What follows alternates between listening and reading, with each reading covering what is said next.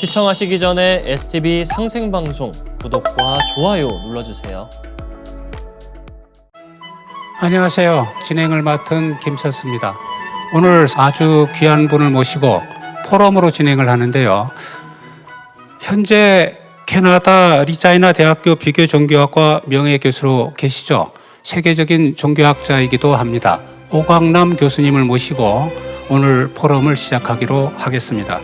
오늘 말씀 주실 주제는 빛과 어둠, 대결이냐 상보냐입니다.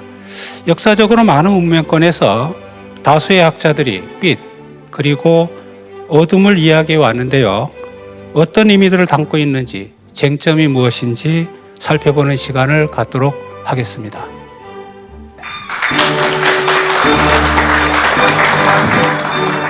예, 감사합니다.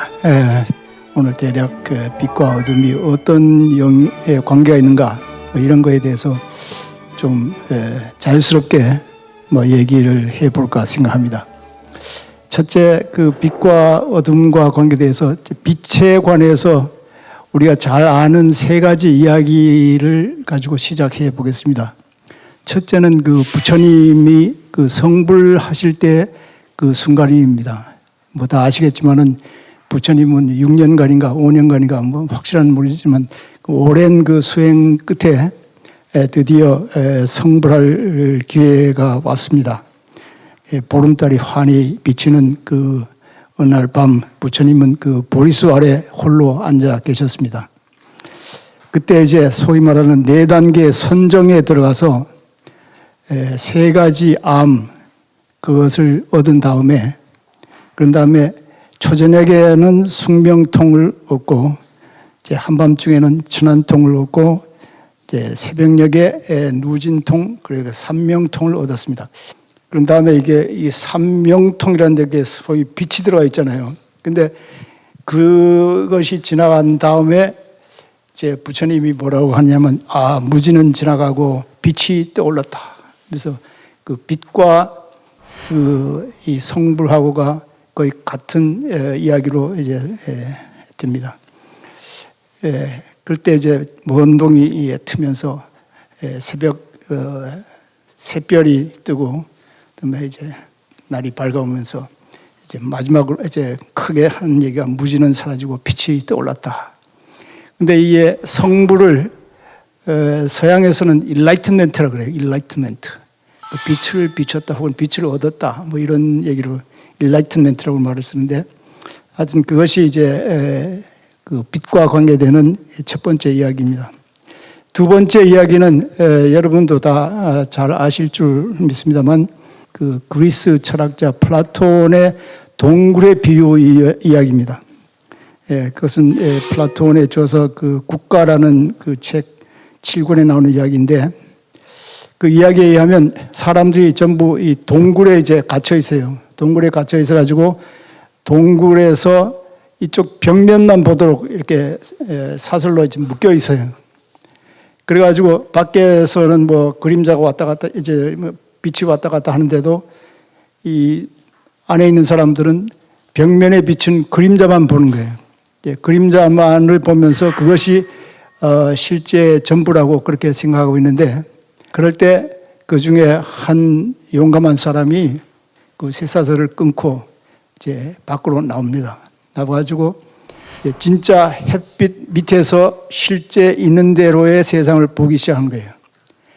그게 이제 동굴의 비유인데 거기서 이제 빛이 이제 실제를 있도록 있는 그대로 볼 수 있도록 해주는 그런 고마운 거라 하는 그런 얘기가 나오죠. 여기에 좀 덧붙이면 그 용감한 사람이 나만 이 실제 세계를 봐서는 안 되고 지금 동굴에 있는 사람들도 전부 다 이 실제 세계를 볼 수 있도록 실제 세계를 이데아의 세계라고 그러는데 그 실제 세계를 볼 수 있도록 하는데 도움을 줘야겠다 하고 다시 동굴로 들어갑니다. 동굴로 들어가서 그 사람들을 이제 설득해서 밖으로 나오도록 하는데 이런 그 용감한 사람이 왕이 돼야 된다. 임금이 돼야 된다. 이게 이제 플라톤의 그 국가론의 아주 중요한 그 모티브 중에 하나입니다. 그래서 그런 그 왕을 소위 말하는 철인왕, 그 필라소퍼 킹이라고 하는데 그런 의미에서 빛이 세상을 동굴 밖에 빛이 세상을 있는 대로 볼 수 있도록 해주는 그런 아주 놀라운 그런 역할을 한다. 이게 이제 두 번째 이야기고 이 기독교에서 말하는 구약 성경입니다. 이거는 뭐 좀 참고로 말씀드리게 되는데 기독교에서는 구약 성경이라 그러지만 유대인들은 구약 성경이라 그러지 않아요. 유대인들은 토라와 그 문서와 뭐 예언서 이렇게 해가지고 타나크라고 그 앞 글자를 따가지고 타나크라고 그러고 구약이라 그런 말을 안 씁니다. 유대인들을 혹시 보신다면 유대인들한테 구약 뭐 창세기 몇 장 그러면 신뢰가 되는데 그 사람들 그걸 타나크라고 부르는데 하여튼 구약 성서 제일 첫 책이 창세기입니다. 창세기의 제일 첫 부분에 무슨 말이 나오냐 하면 하나님이 이르시되 빛이 있으라. 흑암이 있는데 그 중에 빛이 있으라 하니까 빛이 있었습니다. 창조의 제일 처음이 빛을 창조한 것입니다. 그리고 이제 하나님이 보시기에 좋았더라. 그러니까 하나님이 빛과 어둠을 나누사 빛을 낮이라 하고 어둠을 밤이라고 부르다. 그게 창세기 1장 첫머리에 나옵니다. 그 빛이 있으라. 그만큼 빛이 중요했다 이런 얘기가 되겠죠. 자, 이게 제가 그 들어가면서 우선 생각나는 그 세 가지 이야기를 말씀드렸고 다음에 이제 빛과 관계되는 구체적인 사례들을 좀 보고 싶습니다.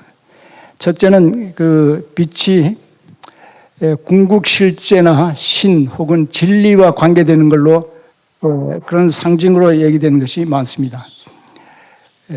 첫째 힌두교에서는 우파니샤드라는 그 힌두교의 아주 중요한 책이 있는데 우파니샤드 여러 가지 우파니샤드가 있지 않습니까? 거기에 보면 브라흐만이 그 우파니샤드에 나오는 그 궁극실제예요. 그 브라흐만도 빛이고 또 브라흐만이 우리 개인에 들어왔는데 이 개인이 이제 그 아트만이라고 그러는데 그 개인 그 아트만도 빛이고 또 그 브라흐만과 아트만이 하나라는 것을 아는 것 다 아시겠지만 범아일려라고 그러는데 그 범아일려를 아는 것만도 그 의식도 하나의 빛이다 이런 얘기합니다. 그러니까 브라흐만도 빛이고 브라흐만의 분신인 우리 인간도 빛이고 또 이 인간과 브라흐만이 동일하다 하나다 하는 것을 아는 것도 빛이다. 이게 뭐 여담입니다만은 그 궁극실제 브라흐만과 개인 내가 하나라 하는 것, 범아일려라고 하는 것은 세계 모든 그 종교 심층에 깔려 있는 가장 기본적인 가르침입니다. 모든 것이 하나라 하는 것, 범아일려. 그거를 이제 산스크리트 말로는 타트밤 아시라고 그러는데 네가 바로 그것이다. 네가 바로 브라만이다 하는데 자 여기서 그 아는 것이 브라흐만도 빛이고 아트만도 빛이고 아트만과 브라만이 하나라는 것을 깨닫는 그 의식 그것도 빛이다 이런 얘기가 나옵니다. 또 이슬람을 보면 이슬람에는 그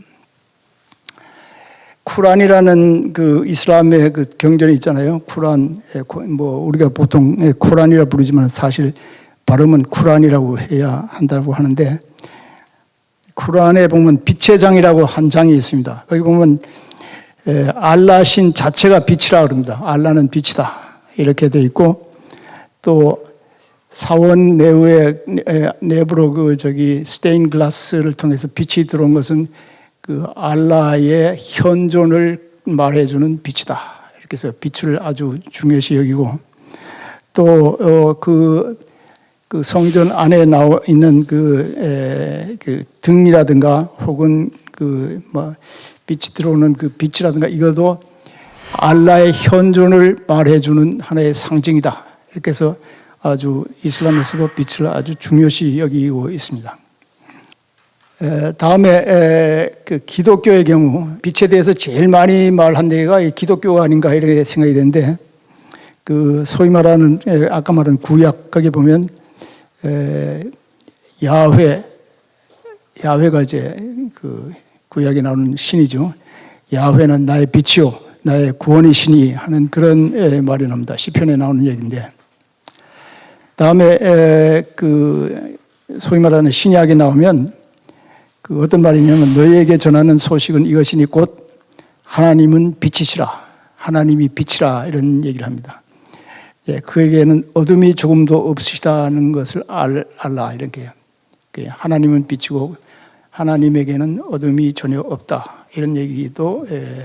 다음에 재미난 게 다시 밤이 없겠고 등불과 햇빛이 쓸데없으니 왜 그러냐, 이는 주 하나님이 그들에게 비치는 빛이심이라. 빛이 그만큼 좋아요. 근데 어둠이 없고 하는 것은 우리가 좀 종교사적으로 좀 알아야 할 것이, 이 사막에서는 어둠이 제일 무서워요. 밤이 제일 무섭습니다. 왜냐하면 밤이 되면 사나운 짐승들이 와서 양을 잡아먹기도 하고 물어가기도 하고, 또 도적들이 들어와가지고 여러 가지 그 텐트에 들어와서 훔쳐가기도 하고 하니까 밤이 무서워서 이 그 사막의 종교에서는 밤을 싫어해요. 그러니까 여기에서 다시 밤이 없겠고, 근데 너무 좀 이상하잖아요. 나중에 이제 어둠이 중요하다는 얘기도 나오지만은 현대인에게는 어둠이 아주 중요하잖아요. 밤이 없으면, 밤 문화가 없으면 문화가 없다 할 정도로 중요한데, 하여튼 여기서 밤이 없겠고 등불과 햇빛이 쓸데없나니 왜 그러냐, 주 하나님이 빛이기 때문에. 다음에 그 예수님이 뭐라 하냐면 나는 세상의 빛이니 하고 이제 스스로가 빛이라고 얘기를 했습니다. 나를 따르는 자는 어둠에 다니지 아니하고 생명의 빛을 얻으리라. 생명도 빛이고 예수님 스스로도 빛이고, 또 요한복음 12장에 보면 나는 빛으로 세상에 왔나니 무릇 나를 믿는 자로 어둠에 거하지 않게 하려 하심이라. 이런 면에서 어둠을 상당히 좀 부정적으로 얘기한 것 같긴 하지만은 나중에 말씀드리겠지만 어둠이 꼭 부정적인 것만 아니고 여기서 이제 나는 빛으로 세상에 왔나니 빛으로 왔다 하는 그것이 중요한 경우입니다. 이 기독교에서 이 외에도 이제 빛에 대한 말이 있는데, 그 지금 몇 개를 예를 들면 주의 말씀이 내 발의 등이요 내 길의 빛이니다 하는 그런 얘기가 있고요. 시편에 나오는 얘기고, 또 예수님이 제자들을 향해서 너희는 세상의 빛이라. 예수님만 빛이 아니라 제자들도 빛이라. 그러니까 이제 제자들은 예수님의 빛을 받아서 비추는 반사체라, 이렇게 볼 수도 있겠죠. 너희는 세상의 빛이라. 산 위에 있는 등대가 숨겨지지 못할 거죠. 그러니까 빛이니까 너희가 있는 그 빛을 온 세상에 빛이라, 이런 얘기가 나오고, 또 그 생명 자체가 또 빛이라고. 그래서 뭐라 그러냐면 그 안에 생명이 있었으니 이 생명은 사람들의 빛이라. 생명도 빛으로, 이렇게. 그리고 또 네 번째로 사람을 변화시키는 힘이 있어요. 기독교에 의하면. 혹시 아시는지 모르겠지만 그 바울, 옛날엔 사울이었는데 바울이 이제 기독교인들을 박해하기 위해서 다메섹으로 가는 길이었습니다. 그때 하늘에서 큰 그 빛이 오면서 이 땅에 엎드러졌어요. 엎드러졌는데 그때 무슨 얘기를 하냐면 왕이여 정오가 되어 길에서 보니 하늘로부터 해보다 더 밝은 빛이 나와 내 동행을 둘러 비추는지라. 그러니까 빛이 이제 그 사람에게 비춰가지고 사람으로 하여금 새로운 세상을 보도록 하는 그런 역할도 한다, 이런 얘기가 되겠죠. 이런 구체적인 얘기를 떠나서 이제 주제별로 좀 말씀을 드리면, 빛이 궁극 실제를 경험했을 때 또 빛을 본다, 이런 얘기가 나옵니다. 첫째 얘기가 적광이라고 있습니다. 적광. 절에 가보면 대적광존이라고 하는 그 건물이 있는데, 대적광존이라는 것은 그 환경의 주불인 그 비로자라 부를 모시고 있는 그런 건물입니다. 그런데 이때 적광이란 말은 번뇌를 소멸한 적정의 경지에 들어갔을 때 나타나는 청정의 빛이라. 그러니까 궁극실제를 깨달았을 때, 궁극실제를 겸했을 때 거기서 빛이 난다 하는 것이 이제 적광입니다. 그 적정에 들어갔을 때 거기서 이제 청정한 그 지혜의 빛이 거기서 비춰진다. 이거하고 좀 관계는 있지만은 좀 재미있는 것은 이 서양에서 계몽주의라고 있었잖아요. 17세기 후반에서 18세기까지 있었던 그 유럽 전역에 그 휩쓸었던 그런 그 계몽주의 문화운동인데, 이 계몽주의에서 계몽이란 말을 서양에서는 enlightenment라는 말을 씁니다. enlightenment period. 그 빛을 비추는 그 운동이다. 왜 빛을 비추냐? 그때까지 그 중세 암흑기의 종교적 교리나 절대 왕권의 권위에서 벗어나 이제 이성의 빛으로 이제 무지와 미신을 척결하고 사회적 정치적 개혁을 감행하자, 이런 운동이 계몽 운동인데, 이것이 빛을 비추는 운동이다, 이런 얘기입니다. 뭐 역사적인 그 종교하고는 직접 관계는 없지만은 여기서 이성도 빛이다. 근데 재미있는 것은 서울대학교의 그 모토가 Veritas Lux Mea, 룩스라는 그 빛이고 메아라는 나의, 진리는 나의 빛, 이런 뜻인데, 이것은 뭐 진리 역시 빛으로 그 이해한다는 그런 예가 되겠죠. 한 개 빠지는데, 동양의 문명, 이 문명이란 말도 이 빛이 그러다 했잖아요. 문명, 그 문으로서 빛을 발한다, 이런 뜻인데, 그 문자적인 뜻은 문이라는 게 이제 예절, 법도, 제도 등 이렇게 인간의 그 역사에서 깨친 그런 뭐 의식이랄까, 이런 것으로서 이 세상을 밝힌다. 이게 이제 문명입니다. 거기에서도 빛이 있다고 하는 것이 참 재미나는 현상인데, 영어로서는 문명을 뭐 시빌리제이션 해가지고 그 빛하고는 관계 없어요. 아까 그 계몽은 빛하고 관계되는데, 그러나 이제 동양에서 이제 문명이라 해가지고 빛을 거기다 집어넣은 것이 참 재미있는 현상이라 이렇게 볼 수 있을 것 같습니다. 다음에 이거는 이제 그 수행하는 사람이 수행을 통해서 빛을 발하는 경우고, 다음에는 수행 과정에서 빛을 보는 예가 있습니다. 수행이 어느 정도 되면 그때 이제 빛을 발하는 그런 경우인데, 첫째 그 서양의 신비주의의 길이라는 게 있습니다. 그 미스티컬 패스라고 이렇게 얘기하는데, 신비주의의 길에 이제 주로 이제 3단계 혹은 4단계였는데, 첫째 단계는 자기를 의식하는 거예요. 자기 의식을 하지 않다가 이제 자기를 의식하기 시작하면, 자기를 의식하면서 뭘 느끼냐면, 내가 부족하구나. 내가 뭐 이기적이고 욕심적이고 뭐 그 사랑도 없고 뭐 이런 그 자기의 부족함을 느끼기 때문에, 첫째 단계가 뭐냐면 정화의 단계입니다. purgation이라고 해서 정화의 단계를 거쳐서 이제 정화가 되면, 어느 정도 되면 둘째 단계 조명의 단계가 illumination, 빛이 속으로 빛이 난다는 거예요. 빛을 보게 된다. 그래서 이 단계에 들어서면 평화를 체험하게 되고, 무엇보다도 그 내면의 빛을 체험하는 그런 단계입니다. illumination. 그러고 나서 이제 세 번째 단계가 신과 하나가 되는 그 합일의 단계입니다. 이 합일의 단계는 아까 말씀드렸지만은 그 제가 요즘 다니면서 하는 얘기가, 종교에는 두 가지 층이 있다. 하나는 표층이고 하나는 심층이다. 그런데 종교의 심층에 들어가면 거의 모든 종교가 신과 내가 하나라는 것을 강조하는데, 서양에서 그 소위 말하는 그 신비의 길이라는 것은 마지막으로 신과 내가 하나다 하는 얘기입니다. 그런데 재미나는 것은 신과 내가 하나면 내가 신이 돼버리는 거예요.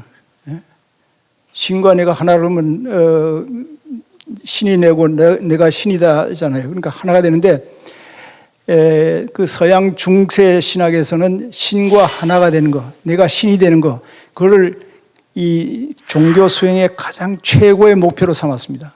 그거를 영어로는 deification이라고 그러는데 우리말로는 신화, 화자라는 그 변화한다는 화자, 그 신화 이런 얘기를 쓰는데 이런 것을 이제 경험하면 무슨 얘기까지 나올 수 있냐면 이 바울이 옛날 그 갈라디아서에 뭐라 하냐면 이제는 내가 사는 것이 아니요 오직 내 안에 그리스도께서 사시는 것이라. 이런 얘기를 할 때마다 뭔 생각이 납니까? 이런 얘기를 할 때마다 동학이 생각나는 게 내 속에 신이 있다. 시천주. 그리고 내 속을 잘 들어봤더니 그 시천주가 나의 가장 중요한 부분이구나. 그러니까 그 천주와 내가 하나다. 그게 인내천. 그리고 나만 천주냐, 나만 하늘이냐, 내 이웃도 하늘이다. 그러니까 내 이웃도 하늘이니까 이 이웃을 하늘 섬기듯이 섬겨야 된다. 이게 사인요천이잖아요. 이게 동학에만 있는 것이 아니라 지금 여기 아시다시피 기독교에도 있는 거예요. 근데 기독교에서 요즘 이렇게 신비의 길 같은 것을 요즘 강조를 안 해요. 아시겠지만은 그 개신교의 가장 중요한 것은 설교 듣고 설교 들어서 예수님이 우리를 위해서 피를 흘리고 그 피를 믿으면 그 피를 믿은 덕택으로 우리가 다 죽어서 하늘나라에 올라가서 거기서 왕로로 산다. 이거가 가장 중요한 거지. 내가 신이 된다. 내 속에 신이 있다. 이런 걸 강조하지 않는 거예요. 그런 걸 너무 강조하면 기독교에서는 소위 말하는 이단으로 취급하는데 사실 여기서 다시 말씀드리고 싶은 것은 수행의 단계 어느 단계에 가면 내면의 빛을 볼 수 있다 하는 것이 기독교에서도 중요한 역사적 사건이었다 이런 얘기를 하고 싶습니다. 다음에 불교에서도 비슷한 얘기가 있습니다. 다 아실 거라고 생각하는데 불교의 보살의 길이라고 있습니다. 영어로는 보디사트바 패스라고 이런 말을 쓰는데 보살의 길. 보살이 이제 결국 보살이 돼가지고 결국 가장 최고의 그 경지가 이제 부처님이 되는 거예요. 뭐 아시겠지만은 옛날 어느 그 젊은이가 내가 부처님이 되겠다 이렇게 생각하고 그 보살의 길부터 시작하는 거예요. 그 부처님이 되겠다 해가지고 시작하는데 처음에 뭘 했냐면 교훈을 들어야 돼요. 뭐 친구로부터 듣든지 혹은 다른 부처님으로부터 듣든지 혹은 보살로부터 듣든지 하여튼 교훈을 들어야 돼요. 듣고 나면 스스로 뭐가 되냐, 내가 이제 그 깨달음을 얻어야겠다 하는 그런 발보리심이란 생깁니다. 그 보디치타 우파다나 이렇게 쓰는 건데 발보리심 생겨서 이때 뭐냐면 내가 이제 부처가 되면 사람들을 구해야겠다. 소위 불교에서 말하는 그 상구보리 하화중생 위로 내가 지혜를 구하고 하화중생 아래로 사람들을 구원하겠다. 이런 그 생각이 들으면서 가장 중요한 그 불교의 그 윤리 중에 하나가 자리, 탈이. 상구보리는 이제 자리예요. 하화 중생은 탈이. 자리, 탈이의 그런 경지가 있습니다. 다음에 이제 세 번째는 서원을 합니다. 서원을 하는데, 프라이다나라고 해서 서원을 하는데, 서원을 뭐, 불교 절에 가면 사홍서원도 있지만 각각 다른 보살은 다른 서원을 합니다. 우리가 제일 많이 아는 서원은 이 아미타불이 한 48서원인데 그 중에 18서원이 뭐냐면 18번째 서원이 뭐냐면 내가 서방 정토의 부처님이 되면 내 이름을 지극정성으로 부르고 열성으로 부르는 사람은 내가 이 죽은 다음에 이 사람을 지금 이 세상에서 서방 정토로 왕생하도록 하겠다 하는 것이 이제 그 부처님의 서원입니다. 이 서원을 지키는 것이 이제 나고 그런 서원을 들은 다음에는 부처님으로부터 네가 언제 이제 무슨 부처님이 되겠다 하는 그 확약을 받고 그런 다음에 이제 육바라밀을 실천합니다. 뭐 육바라밀 여러분 아시겠지만은 이게 기독교의 기독교나 불교에서 가장 중요한 그 윤리적 실천 사항입니다. 부처님은 사제 팔정도를 얘기했는데 팔정도를 좀 더 확대하고 좀 더 심화시킨 것이 육바라밀인데 뭐 아시겠지만은 그 보시 사람들과 나누는 거, 두 번째가 지계 계율을 지키는 거, 세 번째가 인욕 참는 거, 네 번째가 정진 여러 가지로 그 정신적인 훈련을 하는 거, 그다음에 선정 그 명상 속에 들어가는 거, 그다음에 지혜 뭐 6개의 육바라밀도 있고 거기서 몇 개 더 붙여가지고 10바라밀도 있는데 하여튼 이런 그 윤리 단계를 거치면 그때부터 뭐에 들어가냐면 십지에 들어갑니다. 10개의 그 계단으로 가는데 제가 여기에 이 얘기를 하고 싶어서 지금 여기까지 얘기를 했습니다. 그 50개 계단으로 들어가는데 뭐 첫째 계단은 환희지입니다. 이게 이렇게 영적으로 이렇게 어느 단계 들어가면 기쁨이 와요. 기쁨이 이제 첫째 단계가 환희지. 두 번째 단계가 이구지. 이구지라는 건 그 더러운 걸 다 뒤로 물리치는 이구지. 세 번째가 이게 중요합니다. 세 번째가 발광지입니다. 발광지. 빛을 발한다 하는 발광지. 내면의 지혜의 빛이 해처럼 빛나는 경험을 하는 거예요.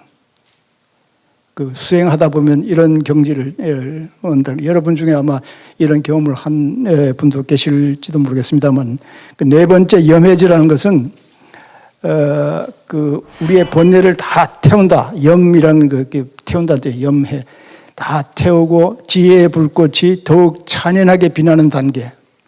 이런 것이 이제 그 수행을 하는 도중에 생기는 빛에 관계되는 얘기입니다.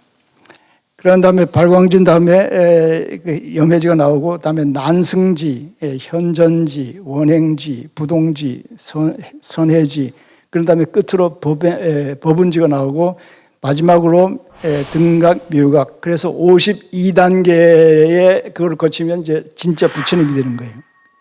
근데 이게 오랜 세월 뭐 몇 겁을 걸려서 되는지도 있고 뭐 중국에 와서는 당장 된다는 사람도 있고 그것이 이제 도노냐 그다음에 그 점수냐 뭐 이 문제가 되는데 인도에서는 오래 걸리지만은 어차피 모든 사람이 다 여기에 도달한다 하는 걸 강조해요. 중국은 너무 그 오래 걸리면 안 된다니까 그 선불교처럼 금방 되는 거예요. 그러나 모든 사람이 되는 게 아니라 특별한 사람만 되는 그런 차이가 있습니다. 중국에서는 금방 된다. 그러니까 선불교에서 이제 뭐 도노 이걸 이제 강조하잖아요. 그런데 그 재미난 것은 이 그 10개의 단계가 이렇게 10개의 단계가 있어가지고 그 7번 7째 단계만 이제 원행지라고 해서 멀리까지 왔어요. 그런데 여기까지는 계속 미끄러질 가능성이 있어요. 여기 왔다 그래서 다 된 게 아니고 또 미끄러지고. 그래서 저는 이 단계라는 것보다는 하나의 그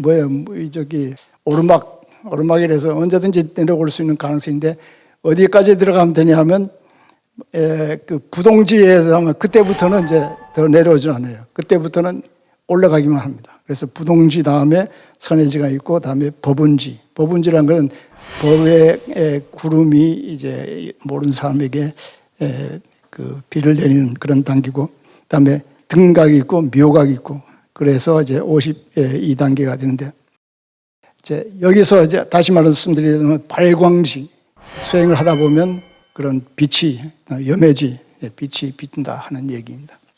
다음에 재미있는 것은 중국의 고전 중에 이제 노자의 도덕경이 있고 장자의 장자가 있지 않습니까? 장자는 서양 사람들이 제일 좋아하는 책 중에 하나입니다. 제가 그 장자 해설 쓰면서 그 앞에다가 서양 사람 좋아하는 사람을 쫙 적었는데 하이데거, 뭐 헐만 헤세, 뭐 윌프레드 칸트웰 스미스, 다음에 뭐 그런 사람들이 다 이 장자를 좋아해서 제가 장자 책을 썼지만은 장자 해설 썼지만 여러분도 그 장자를 꼭 한번 읽어보시기 바랍니다. 장자 읽으면 너무 재미있어서 그 끝까지 읽을 수 있어요. 장자 읽을 때 꼭 제가 쓴 장자를 그 장자 해설서를 읽으시면 좋을 겁니다. 그 장자에 보면 뭐 여러 가지인데 조삼 묘사 같은 거 있잖아요. 또 뭐 우물안 개구리 같은 거 있잖아요. 우리가 아는 거. 그다음에 뭐 그 이 사마귀가 뭐 그 뭐라 그래 그 술에 대한 막 이렇게 덤벼드는 거 뭐 이런 것들이 다 장자에 나오는 얘기들이에요. 우리나라의 그 저기 소위 말하는 사자성어의 상당수가 장자에 나오는 거예요. 그 조삼 묘사 같은 거. 근데 거기에 뭐가 나오냐 하면 여러 가지 그 얘기가 나오는데 거기에 여우라고 하는 사람이 있습니다. 여우라는데 여자를 썼기 때문에 여잔가 남잔가 뭐 모르는데 하여튼간에 아마 여자일 가능성이 많을 것 같다는데 이 여우라는 사람이 이 그 어떤 사람한테 도에 이르는 길을 가르쳐 주는 그런 얘기가 나옵니다. 도를 배우겠다는 사람한테 그 가르쳐 주는데 그 7단계가 있다는 거예요. 7단계. 그 첫째 단계는 뭐냐면 외천하. 외천하라는 거는 외자라는 건 잊어버린다는 뜻이에요. 또 장자에서 가장 중요한 게 잊어버리는 겁니다. 뭐 나의 그 지금 가지고 있는 내 자의식을 잊어버리는 거예요. 잊어버리는 게 아주 중요한 건데 장자에서 세 가지 중요한 거를 얘기하려면 저는 언제나 오상하, 내가 내 자신을 여유었다. 내 자신과 사별했다 하는 오상학이고, 두 번은 심재, 심재라는 거는 마음을 굶긴다 하는 거고, 세 번째는 좌망, 앉아서 잊어버린다. 이 세 개가 가장 중요한 건데 여기에 그 잊어버린다는 게 얘기합니다. 첫째는 외천하, 천하, 세상의 모든 일을 다 잊어버리고, 두 번째는 외물, 외물이라는 것은 물질적인 욕망을 다 잊어버리고, 세 번째 외생, 자신의 생존에 관한 것을 다 잊어버린다. 생존에 집착하는 것을 잊어버리고, 그런 다음에 네 번째 오는 거예요. 네 번째면 조철이는데 아침의 밝음이에요. 조철. 이 조철이 되면 모든 집착이 사라진 자리에 아침 햇빛처럼 아름다운 빛이 비추는 그런 지혜의 깨달음의 빛이 환하게 비치는 경지가 조철입니다. 돌을 닦아가다 보면 어느 단계에 이렇게 빛을 본다는 거예요. 재미나는 얘기죠. 그다음에 견독이라는 것은 하나를 본다. 다시 계속 또 하나라는 게, 하나와 하나가 된다는 게 자꾸 나오는데 여기도 하나를 본다. 견독. 다음에 무고금, 그러니까 옛날도 없고 지금도 없고, 그러니까 과거와 현재가 없어진다. 이것은 모든 그 신비주의 그 종교 심층에 있는 그 종교들이 다 같이 하는 얘기예요. 그걸 서양에서는 뭐라고 하냐면 영원한 이제, 눅 에테르누스 이런 말을 쓰는데, 눅 에테르누스, 영원한 이제. 영어로는 eternal now. 어느 단계에 가면 옛날도 없어지고 미래도 없어지고 지금 현재만 있는 그런 그 무고금의 단계. 다음에 7번째, 이거는 참 궁극의 경지인데, 불사불생, 죽음도 없고 삶도 없는 경지에 이른다. 이게 그 장자 제6편 대종사 거기에 나오는 얘기입니다. 다시 말씀드리면 이런 그 도의 경지에 도달하기 위해서 수행하다 보면 어느 단계 가서 조철이 온다, 빛이 온다, 이런 얘기가 되겠죠. 다음에 이게 주자학에도 그런 얘기가 나옵니다. 주자학도 우리가 맨날 그 조선시대의 주자학은 뭐 예의범절이나 가르치고 뭐 부모한테 뭐 효도나 부모 앞에 엎드려가지고 뭐 꿇어앉고 뭐 세배나고 이것만 유교라고 생각하는데, 유교를 성학이라고 그럽니다. 성학. 거룩할 성자를 쓰잖아요. 성학. 성학에 보면 앞에 이게 뭐가 있습니까? 귀가 있어요. 귀가. 뭐 칠판이 없으니까 못 쓰겠는데 귀가 있고 입구가 있고 다음에 이게 있어요. 성학인데 귀가 있다는 게 아주 중요해요. 성학은 사람들이 들을 수 없는 하늘의 소리를 들을 수 있는 사람이 성인이에요. 그건 뭐냐면 의식의 변화입니다. 모든 종교에 일관되게 가르쳐 주는 것이 의식의 변화예요. Change of consciousness. 혹은 영어로는 transformation 이런 말을 쓰는데 종교에서 나오는 모든 서사는 information, 정보를 주려고 하는 것이 아니라 transformation, 변혁을 주려고 하는 그런 거다.